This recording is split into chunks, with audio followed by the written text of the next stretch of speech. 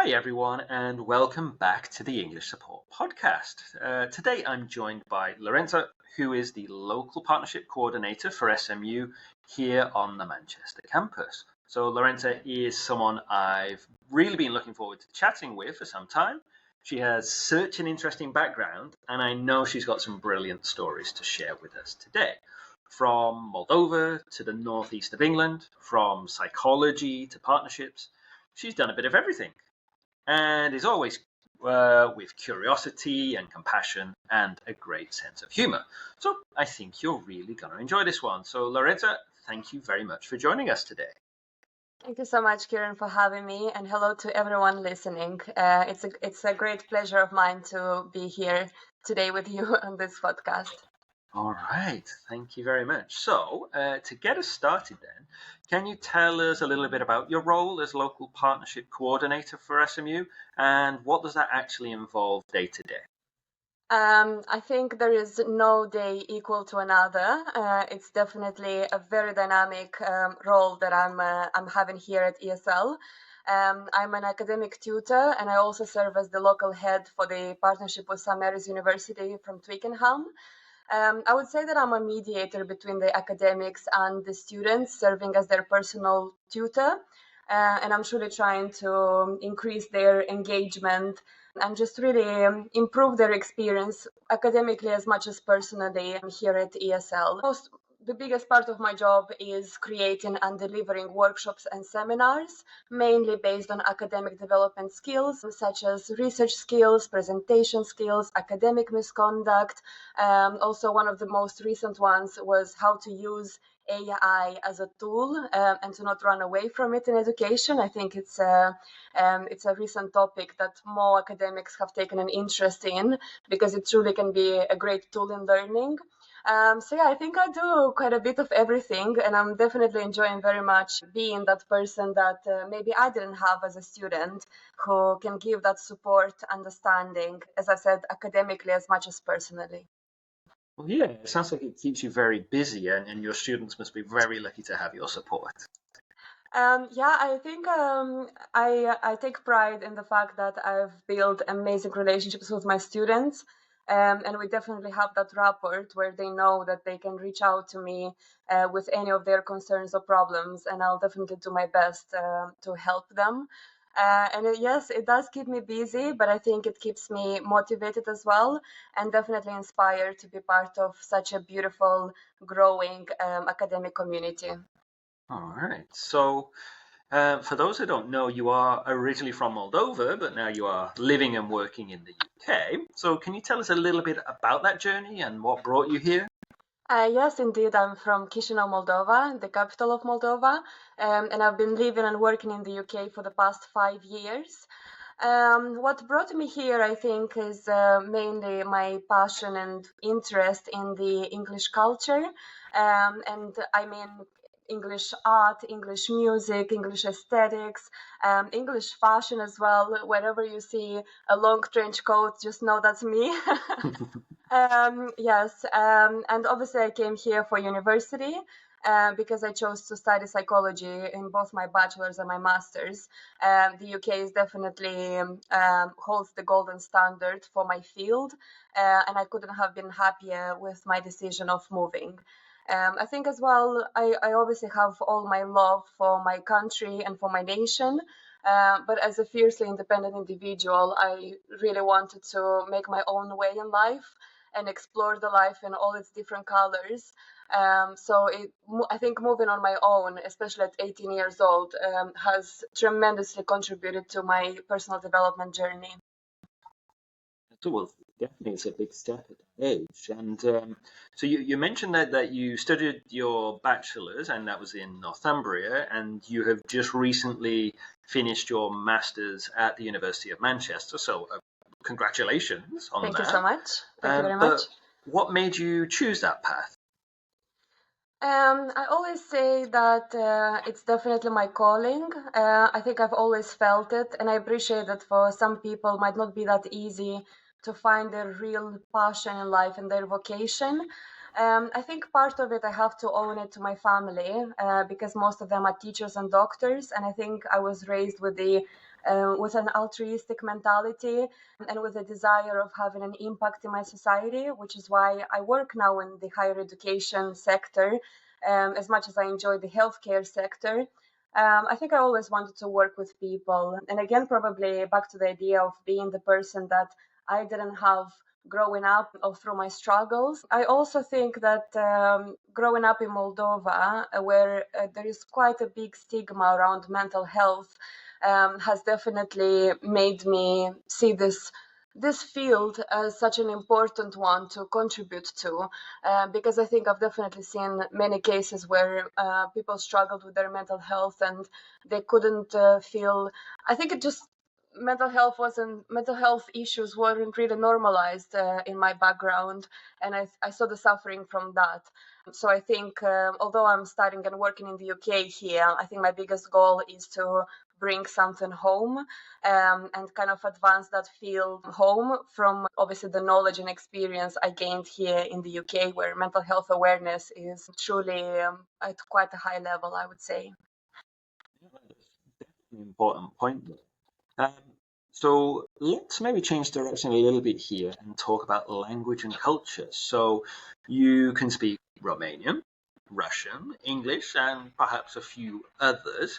So what is it like navigating between these different languages in your personal life, in your professional life also? Yeah, it's an interesting topic because obviously my degrees are in English.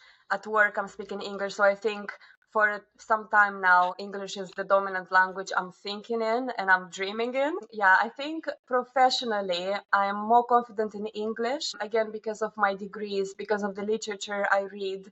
I definitely feel more confident in expressing myself professionally in English because I think most of the bilingual people will agree to this, that when you learn something in English, you just learn it in English, you don't translate it. Mhm. Whilst personally, there's been this very interesting research study on bilingual brains, and when they were presented moral dilemmas, when they were reading in their native language, they would respond emotionally, whilst Mhm. when they were reading in their second language, which was extrinsically learned and consciously, they would answer logically.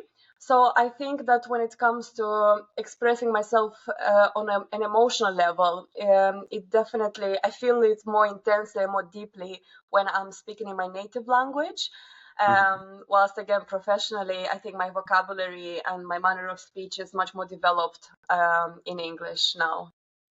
Oh wow, okay, that's fascinating. I hadn't heard about that before. So yeah, thanks for making us aware of that. Okay. Always. Um, so we've touched on it a little bit there, but what were some of those big challenges then that you faced when you first moved to the UK? I have to say that the biggest challenge was the cultural adaptation to the cultural diversity we have in the UK. Hmm.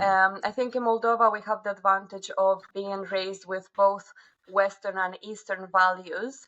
But obviously we don't have that range of cultural diversity home. So I think just becoming really culturally attuned, it's not just cultural competence, but it's attunement to some cultures that are in complete contrast with you, with completely different backgrounds. I mean, I learned so much about the world in all these 5 years, and things that you will never learn in school, you will never learn in books. So I think it's definitely something to appreciate, but again, something that was just more difficult to navigate at first. And I think I'm still trying to develop that ability of cultural attunement as I am living now. I think in terms of adapting to British culture was easier for me. Just because I took such a big interest in the English culture before moving to the UK, that I kind of knew what to expect. However, in this sense, I would say that in Moldova we have a quite conservatist approach and ideologies. So I think seeing how free people can be in their expression and fashion choices and just in general freedom of personality, I think that was not specifically a challenge, but definitely something new that I had to navigate with, navigate through. And it was definitely interesting and just opening, I think, my perspectives to many different others. Just because Moldova is quite a small country, we are quite constrained within our own nation. So we all follow the same social norms, if that makes sense. Well, coming to the UK, I mean, English people are so diverse. Cities as well. I mean, people from Newcastle differ very much from people from Manchester and from London. So yeah, that was definitely, I think, the main the main challenge was just adaptation, I think. Yeah. Well, let's maybe touch on the idea of maybe kind of linguistic difficulties for a second. So when you were there in the Northeast, was there ever a moment when you thought like, what does that mean? You know, any kind of words or expressions that really confused you at the start? Yeah. So yeah, of course, I learned English at school. So my understanding of English was just correct grammar. So definitely in the first months, it was quite difficult for me to just really learn all the colloquial phrases, and especially the Geordie dialect. But I really invested all my efforts into learning some Geordie slangs. I think one phrase that comes to mind was bits and bobs. When I heard that for the first time, I had no idea what my friend was meant to say. Uh-huh. Yeah, but I think just yeah, obviously now that I'm living for 5 years, I think I'm quite familiar already with different phrases and different slangs, Hmm. depending on the geographical part of England. Hmm. Well, it's one of those things where you never stop learning. That there'll always be something that you've never come across before. So, you know, it's always fun to pick up those things. So, Yeah, just bits you and bobs. just bits and what? Exactly, yeah. Um, so you mentioned there about living and studying in the Northeast. So there is of course the Geordie dialect, of course. So are there any phrases that you picked up that still make you smile? Aye, why, aye, Mara. Quite a few. Hmm. Yeah, to be fair, I was lucky enough to have quite a few Geordie friends when I was living in Newcastle, and it was a very beautiful time of my life. So yeah, some phrases. I think my favorite one will have to be "arit," which would be "all right," and "Hawe man," which would be "come on man."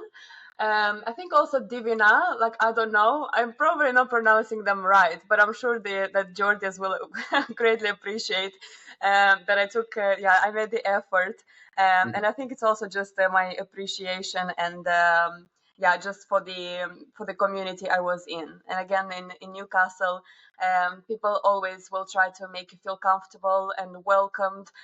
It's definitely such a good city to move to, especially as a foreigner.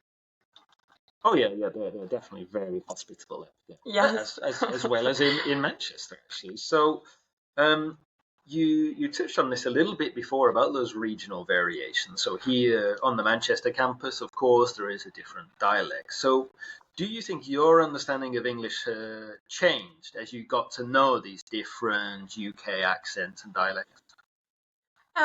I do think it changed my understanding of English, especially because my native language is Latin. So definitely the grammar is very different, and the flexibility of how you play with words is also different. Yeah, it was definitely something very new for me when I found out how many dialects there are. I didn't particularly struggle with accents, I must say, and I think it's because the northern accent, especially when we talk about the Geordie accent, it's considered to be much more difficult than the other parts of England. Yeah, with the dialect, yeah, it's just definitely interesting because my language, Romanian, it didn't change over time. So if we went back to 1500s, it would be still very closely the same Romanian. So we didn't have dialects. Whilst if you read Shakespeare, it's actually a completely different dialect there. Yeah, so I think it's definitely a different understanding of linguistics, I would say, Hmm.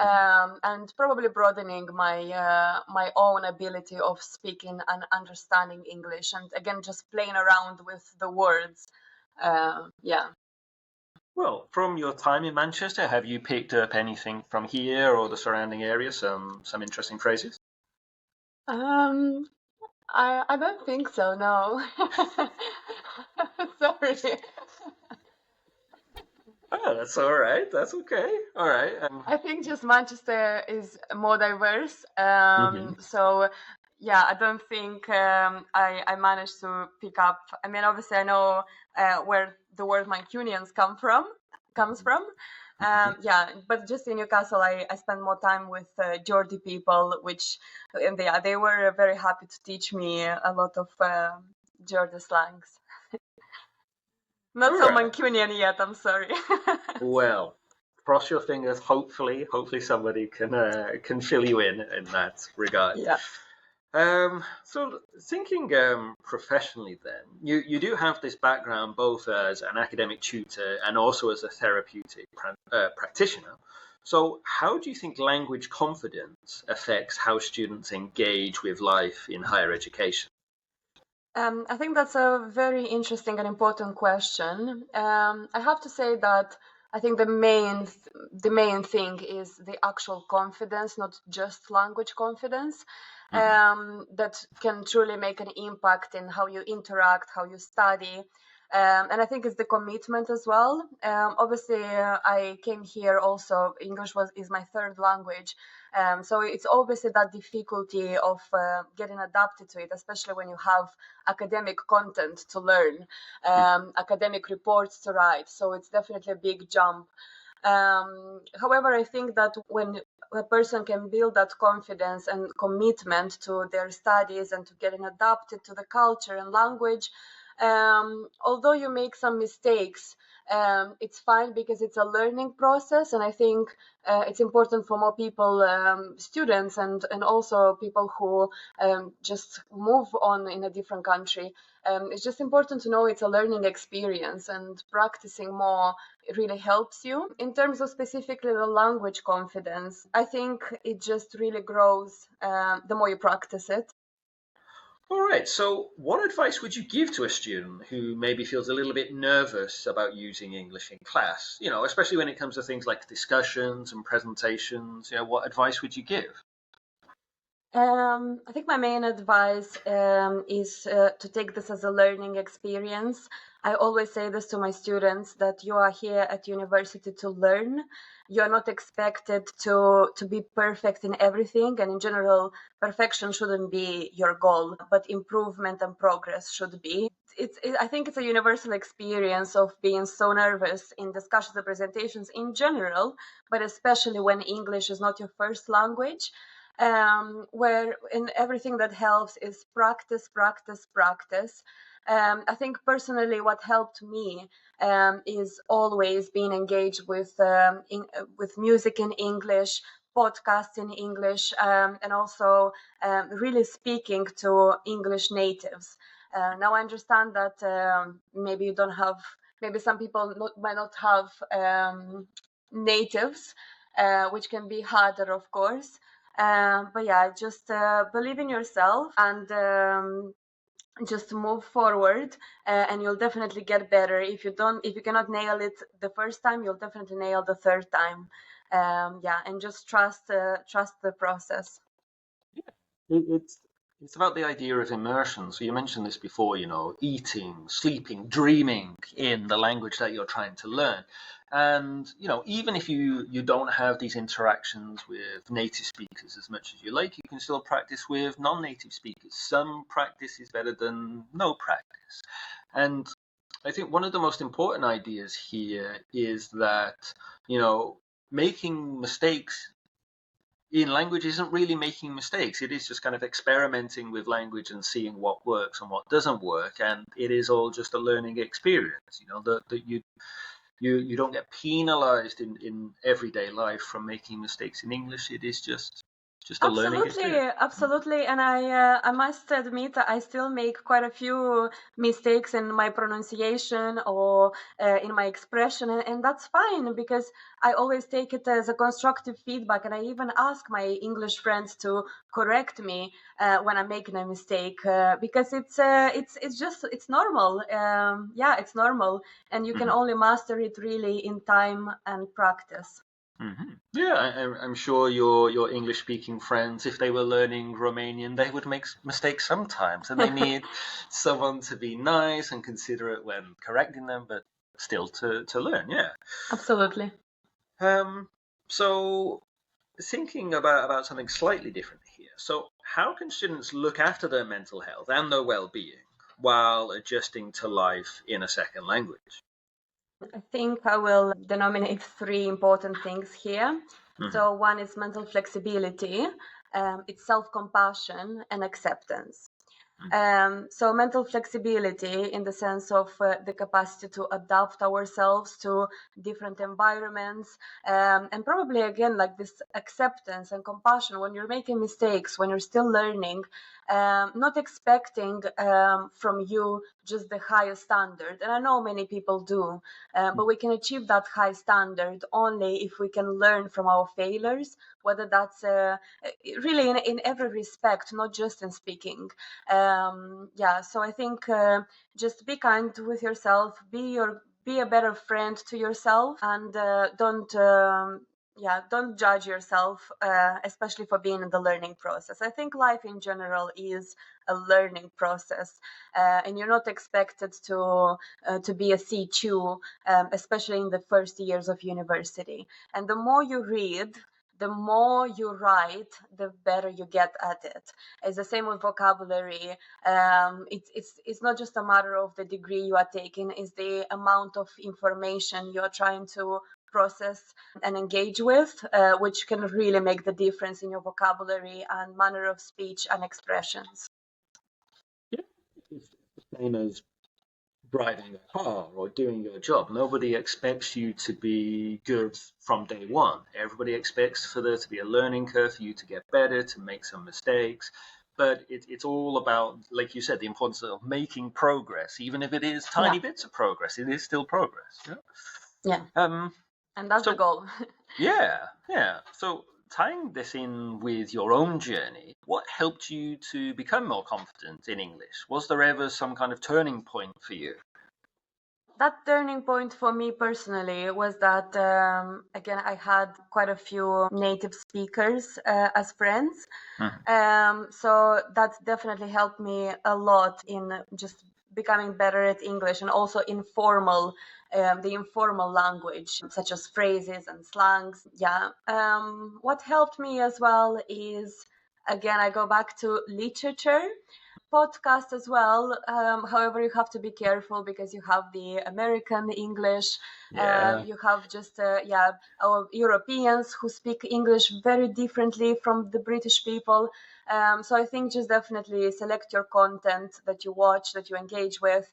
But I always say nothing helps more with confidence and speaking aptitude than actually reading literature. And even working with a dictionary, looking for meanings, looking for synonyms. I remember when I was writing my academic assignments, I was always working with synonyms, and that's how you just you just develop your vocabulary. So I think vocabulary first of all just comes from reading and working with synonyms. Find it difficult to switch between those two different codes, from using informal English with your friends and I guess other people around you, to then the academic English that is needed for your courses? It is not difficult now because I think I've just became more expressive. And I think due to the background I'm working in, being higher education, I think using a more eloquent vocabulary is necessary.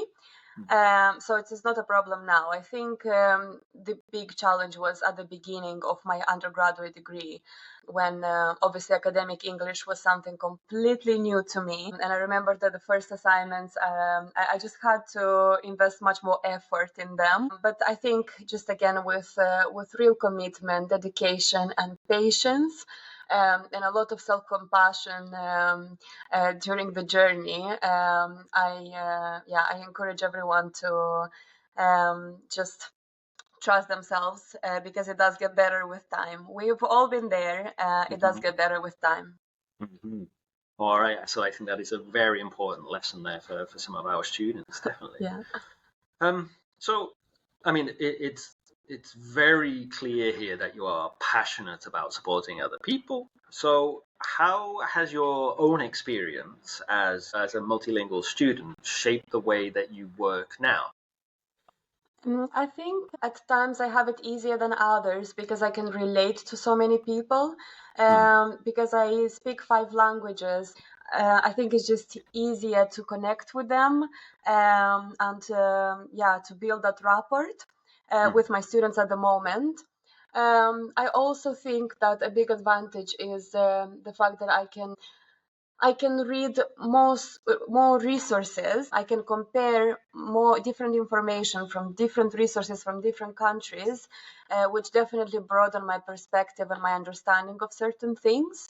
I also think that, I don't think it's actually a fact. The research shows that people who speak more languages have a higher cognitive ability of understanding things, of problem solving, of decision making.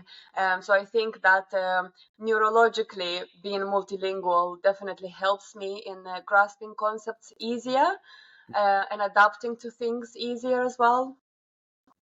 Oh yeah, okay. So, is there a phrase then in Romanian or in Russian or even in Geordie that you think more people should know about? Yeah, I think I will leave the Geordie for the Geordies. But a phrase in Romanian that is very close to my heart is omul sfințește locul, which means that the man blesses or sanctifies the place, meaning that the man can bring the meaning to a place. And a phrase in Russian, which is, I think it was a phrase used in the Cold War in a diplomatic way. It's доверяй, но проверяй, which means trust, but verify. Verify the facts, although you trust the people. Although you trust people, verify them as well. Well, yeah, that's something extremely useful then for studying in higher education. Absolutely. Triple check everything. Absolutely. Read as many papers as you can to get a real perspective on things. And something that I guess both of us are saying quite often, make sure that you reference these as well. Absolutely. Stop plagiarizing. Academic integrity is everything. Exactly, something we can both get behind there. So I guess we'll finish up with a couple of quick fire questions, if you don't mind. So is there one thing that you actually miss from Moldova? 2 things: Moldovan wine and the simplicity of life.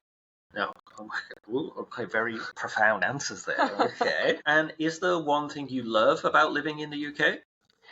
Aesthetics, as I mentioned before, in terms of architecture, art exhibitions, definitely just in general the English aesthetics. Okay. And possibly one of the most controversial questions ever. Are you a tea person or a coffee person? I love both, but I'm definitely a tea person. Okay, all right. That answer is gonna be very controversial, I'm sure. And lastly, then, what you've had this busy day at work. What is your favorite way to unwind after work? Definitely self-care, and I think that applies to nutrition as well as finding nutritious information. That's my unwind. Self-care, both mentally and physically. Mm-hmm. Okay, so kind of the idea of you are what you eat. Yeah. Absolutely. A sound mind and a sound body. Okay, well, that seems like a perfect point for us to end today. So thank you so much for joining us today, Laurența, and for sharing your story. And I'm sure lots of students will really relate to your experience. So thanks for coming on. Thank you very much, Kieran, as well. All right, and hopefully we will get you back on in future as well. Thank you. Pleasure speaking to you. Okay, bye bye.